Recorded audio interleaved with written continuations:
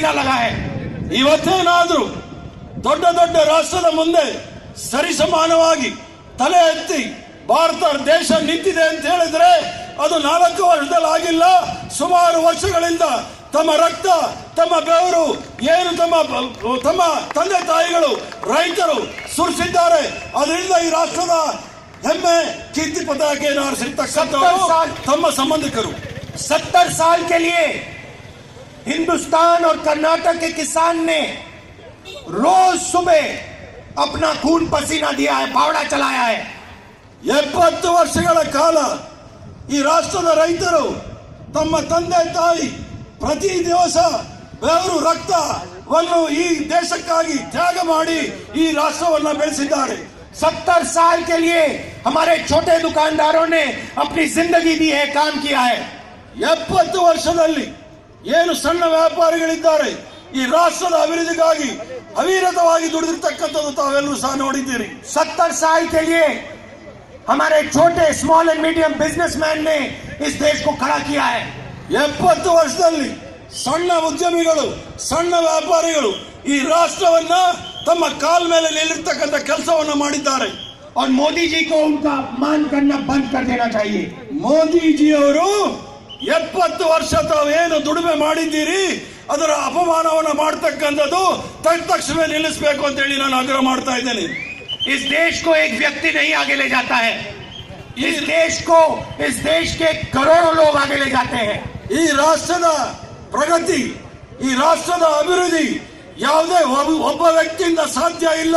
ಈ ರಾಷ್ಟ್ರದ ಅಭಿವೃದ್ಧಿ, ಈ ರಾಷ್ಟ್ರದ ಪ್ರಗತಿ ಈ ದೇಶದ 125 ಕೋಟಿ ಜನತೆ ಮನಸ್ಸು ಮಾಡಿದಾಗ ಮಾತ್ರ ಪ್ರಗತಿ ಪಥದಲ್ಲಿ ಸಾಗುತ್ತೆ. और हाँ, ये सच है कि इन लोगों की शक्ति को जोड़ने का काम, एक साथ लाने का काम कांग्रेस पार्टी ने किया है और हम करते रहेंगे। ಒಂದು ಸತ್ಯ, ಈ ಎಲ್ಲ ಶಕ್ತಿಗಳನ್ನ ಒಂದು ಮಾಡಿ ಈ ರಾಷ್ಟ್ರದ ಏಕತೆಗೋಸ್ಕರ ಅವಿರತವಾಗಿ ದುಡಿದಿರ್ತಕ್ಕಂಥದ್ದು ಕಾಂಗ್ರೆಸ್ ಪಕ್ಷ ಅನ್ನೋದನ್ನ ಬಹಳ ಘಂಟಾಘೋಷವಾಗಿ ಮುಂದೆ ಹೇಳಲಿಕ್ಕೆ ಇಚ್ಛೆ ಬೀಳ್ತೇನೆ.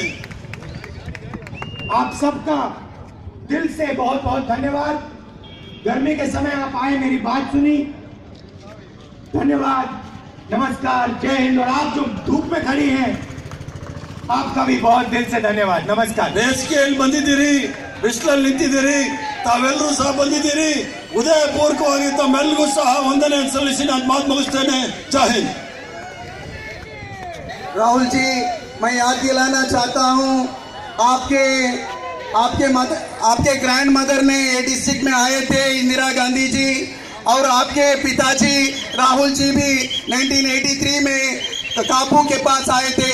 उनके यादों में हम लोग राजीव भवन बनाया है कापू में, विनय कुमार सरके का मार्गदर्शन में, और उड़पी डिस्ट्रिक्ट में इंदिरा जी के नाम से ऑस्कर जी के मार्गदर्शन में कांग्रेस भवन भी हम लोगों ने बने। ये कांग्रेस के एक डिस्ट्रिक्ट के कांग्रेस के लोगों का सैक्रिफाइस ये डिस्ट्रिक्ट में है। आपको अभिलाष को मैं हमारे नवीन चंद्र शेट्टी जी को वोट ऑफ थैंक्स के लिए बुलाता हूँ।